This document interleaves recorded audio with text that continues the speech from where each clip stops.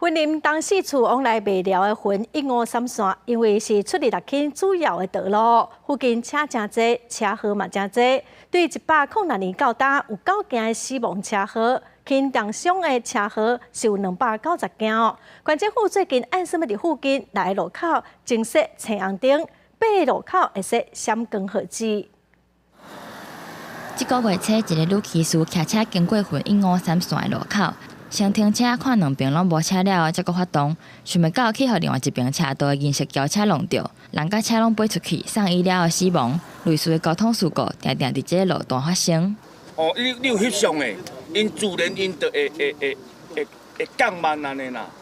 哦，啊，这规定60，哪有可能的代志？4线就逐个嘛8、9、10、规8咧驶，哈。啊，过更死就是死阮身躯穿的啦。第一个是高龄者，第二个是未戴安全帽，第三个是未注意车前路况，也未注意来车的这个状况，然后所以就直接冲撞上去。那最重要是整个车速过快哦。云153线是云林东市袂了来往的重要道路，6公里长的路数，28个交汇的路口。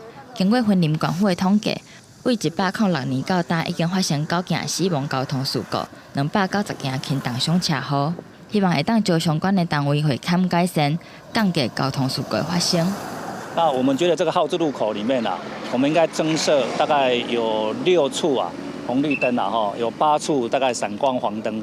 那其他路口小的地方应该封的，像丁字路口应该封了就封了。有当地的民众表示，这个路段是要去大树六轻工业区一定会经过的路，平常时的车流量较侪，佮加上路较直，为咗驾驶的车速拢真紧。除了宣导长辈道路安全的观念，希望警方会当增加测速翕相、科技执法，或者是加强处理，才会当降低交通事故的发生。